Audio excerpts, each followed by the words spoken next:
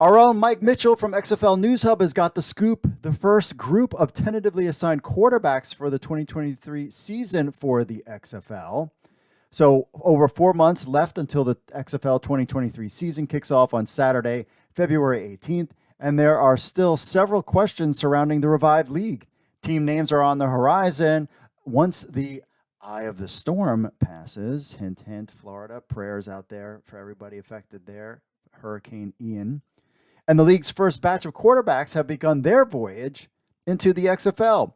The team name announcements and the early quarterback reveals have arrived prematurely and not exactly as planned. One was an accidental leak on the XFL website spotted by fans, and the other, an unofficial, nonchalant video tease. The former is not 100% confirmed, however, the latter is much more transparent and more evident. The first batch of XFL 2023 quarterbacks, so let's focus on the 9 who have received the label XFL QBs by the league's director of quarterback development, Jordan Palmer. Per his Instagram feed, Palmer released a video from his headquarters in California of him instructing 9 different quarterbacks at his QB Summit headquarters. The renowned guru opened Pandora's box as followers of the XFL played the guessing game, trying to identify the signal callers on his casting couch. It didn't take very long for the 9 quarterbacks to be identified. Steven Montez, Brian Scott, Jaywan Pass, De'Eric King, Ryan Willis, Jalen McClendon, Drew Plitt, DeAndre Francis, and Brandon Silvers. Beyond the actual names, here's what we know so far. The quarterbacks in question have not signed contracts with the league. I repeat, have not signed contracts with the league. However, that appears to be a formality at this point. The players have received an early template of the standard player XFL contract, and they all know what team they will land with when the smoke clears. I repeat, they all know what team they will land with when the smoke clears. Remember, the NFL opportunities could arise between now and when players officially sign the illegal tender. Sources have indicated that 8 of these 9 quarterbacks will be specifically assigned to specific teams who have requested and recruited these players to be part of the league. Call it an unofficial silent draft if you choose. But the players have a good idea of what team they will be playing for. Now, the USFL elephant in the room, one of these 9 quarterbacks is not like the other. Brian Scott does not currently have a team of designation, but like the other quarterbacks, he is getting an early jump on training with Jordan Palmer. A smart move on Scott's part, considering the impressive list of quarterbacks Palmer has helped reshape and mold into superstars. Josh Allen, Joe Burrow, among others. Not to bury the lead or ignore the elephant in the room, Brian Scott played for the USFL last year and was leading the league in passing before he was injured. His contractual status with the USFL is unknown at the moment. Technically, Scott can work out with Palmer in his free time. Still, the fact that he's working out with an XFL employee who is specifically on payroll training quarterbacks for the league suggests that the player has decided on a league switch. Like the 10 USFL assistants who officially jumped ship to the XFL, Scott brings his talents to the XFL would be a powerful shot across the bow. So 10 USFL assistants officially jumped ship. We assume Scott and other players could as well, depending on how they sign their contract.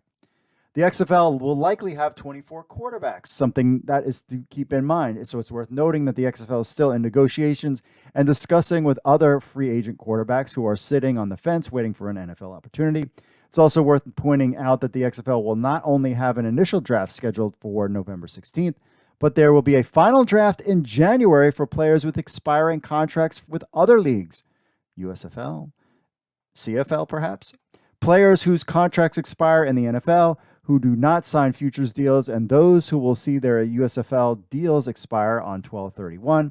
On top of that, there could be late arrivals of QBs who waited out the NFL year for an opportunity and didn't receive one. So this is going to be a fluid situation all the way until January. Now, when the smoke clears this January with training camp in Texas, the XFL will likely have a minimum of 24 quarterbacks signed to league contracts. With each team carrying 3 or more QBs in camp, XFL teams will start out with 66 players, before trimming down to 50 for the regular season. 45 of the active roster and 5 on the practice squad. Perhaps teams won't dress 3 quarterbacks on game day, similar to NFL teams, but it would make sense to carry 3 on each roster. Now, the XFL 2023 tentative QB assignments, with all that out of the way, here are the 9 quarterbacks spotted working with Jordan Palmer are ahead, provided they are still available in the coming weeks. So UNLV, PVA, and M quarterback J1 Pass assigned to San Antonio. Miami QB, De'Ara King, your America's team, DC Defenders. Troy, we think that's the name. Troy QB, Brandon Silvers, Houston. Returning to the XFL, but not in Seattle this time, in Houston. Colorado QB, Steven Montez. He'll be with Seattle. Baylor/NC State QB, Jalen McClendon, Las Vegas. Ball State QB, Drew Plitt, Arlington. Virginia Tech, Hokies, QB Ryan Willis. St. Louis Battlehawks, interesting. FSU, Hampton, and Fan Control Football QB, DeAndre Francis, Orlando. Now, there are no guarantees that any of these players will be day one starters, and a lot can happen with player movement in the coming months, but getting in on the ground floor of XFL 3.0 certainly gives them a head start. Juwan Pass has a unique history. The former 4-star recruit had the inevitable task of following in megastar Lamar Jackson's footsteps at Louisville. Suffice to say, things didn't go as planned for Pass with the Cardinals, and injuries and inconsistent play saw him transfer to Prairie View A&M. Working with Jordan Palmer could certainly help refine Juwan's pass mechanics, and San Antonio could be an attractive landing spot. Playing for Hines Ward and offensive coordinator Jamie Elizondo could aid the 6'4", 240 gunslinger's pro development. Former Miami Hurricane De'Ara King could be a fascinating weapon for Reggie Barlow and his offensive staff in D.C. The 5'9" King defies convention as a prototypical passer, and it's likely why he has been overlooked in the NFL and was initially treated as a weapon more than a passer in college.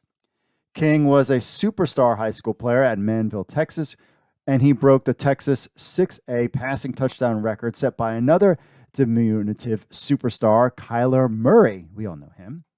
Despite that, college universities recruited him with the idea of playing receiver instead.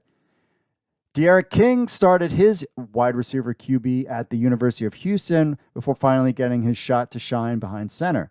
The dual threat playmaker had 78 total touchdowns with the Cougars, 4,925 passing yards, and 1,421 yards rushing, despite starting only 22 games. A knee injury derailed his ascent, and King wound up transferring to the U, where The Rock played. He also played like a star before injuries halted his rise. Brandon Silvers is a familiar name to fans of spring pro football. He started out in 2019 playing for the AAF with Memphis, then played for the XFL in 2020 for Seattle. Before a brief stint with the Conquerors in 2021 with the Spring League, Silvers to Houston makes sense. Played in the air raid offense in the AAF and has ties to Hal Mummy disciple A.J. Smith. Silver played for Houston's OC in the TSL, where he completed 68% of his passes for 9 touchdowns and only threw 1 interception. Steven Montez has the physical tools to develop into a star signal caller. The former Colorado standout and NFL quarterback is 6'5", 235 with a 4.6 speed in the 40. The 25-year-old has a lot of untapped potential. Aligned with June Jones in Seattle is an excellent landing spot for him to grow as a player. Jones has a great past and recent history of identifying and developing quarterbacks. All of the quarterbacks on this list, Montez may be the player who receives the quickest invite back to the NFL. He's already spent time with 2 different NFL teams in the first 2 years of his pro quarterback. Playing it time to grow is exactly what Steven Montez needs. Former Baylor NC State QB Jalen McClendon is no stranger to the XFL. He spent time with the Los Angeles Wildcats 2 years ago. Unsurprisingly, Las Vegas Director of Player Personnel Joey Clickscales would look to bring him on board with his new team. After all, Clickscales was the Wildcats' de facto GM in 2020. McClendon has fallen under the radar in the last couple of years, 6'4", signal caller, and early NFL interest coming out of school, but the strong arm thrower has been searching for another opportunity for a while. The 6'4" McClendon has showcased his skills by participating in the acclaimed Hub football camps. Working with Jordan Palmer can help Jalen fine-tune his throwing mechanics. Drew Plitt is a genuine pro football rookie. He competed this summer as an undrafted free agent with the Bengals. Second team All MAC QB from Ball State, had an impressive short stint with Cincy in limited duty in the preseason. Plitt completed all 6 of his pass attempts for 76 yards and 1 touchdown against the Arizona Cardinals to register a perfect passer rating of 158.3. Plitt had few opportunities against the New York Giants in the Bengals' second preseason game, completing only 1 of 2 attempts for 17 yards. But days later, the 6'2", 206 Plitt was released by the Bengals on August 23rd. Plitt has received a lot of comparisons to a slightly undersized QB named Drew. However, unlike Breeze, there is still work to be done on his ball placement and touch. Notwithstanding that, Plitt's play improved every year in college. He played in 46 games for Ball State, completing 63% of his passes, over 9,000 yards, and scored 82 touchdowns, 14 on the ground. Playing for co-offensive coordinator Chuck Long and John Hayes can be a unique learning experience for Plitt in Arlington. Hokies Virginia Tech QB Ryan Willis is no stranger to alternate pro football leagues. In fact, he parlayed his success in the TSL as the league's MVP in 2021 into his spot on the Chicago Bears roster. At 6'4", Willis won a championship, ruining Hal Mummy's air raid offense with the linemen. It'll be interesting to see him work with former NFL QB and current St. Louis OC Bruce Gradkowski. From one alt-league star to another, FSU Hampton QB DeAndre Francis, the former 4-star recruit at IMG Academy in Burlington, Florida, where the XFL did have one of their player showcases, has taken a unique path since those early days. The ACC Offensive Rookie of the Year in 2016 at Florida State endured plenty of adversity during his breakout freshman campaign. Francis tore his patella tendon in his first game as a sophomore at FSU and missed the entire season. DeAndre returned to his starting role in 2018, but an off-the-field domestic incident with his girlfriend got him booted out of the university. We've heard this story before. The Orlando native Francis tried to stay in-state by walking on with Florida Atlantic, but the opportunity didn't materialize. A 6'2" dual-threat playmaker, Francis would finish his college career at Hampton. He completed his senior year season throwing for 2,522 yards and scoring 22 to 30 total touchdowns. It wasn't enough to get Francis look in the NFL. Since then, he starred in the Spring League and more notably Fan Control Football. Bringing back home in Orlando, where he started, could be a blessing in disguise. Russ Brandon said, quote, "With Jordan's leadership and expertise, we will help develop and empower the next generation of quarterbacks." So it remains to be seen who else the XFL adds to the quarterback position in the near future. But the hiring of Jordan Palmer and recent comments by league president Russ Brandon about the hire tip off the league's strategy regarding the position. The XFL is leaning towards diamonds in the rough types more than older, established quarterbacks. The level of its quarterback play will determine the quality of the XFL's play in 2023, so we will see if the league's strategy pays off.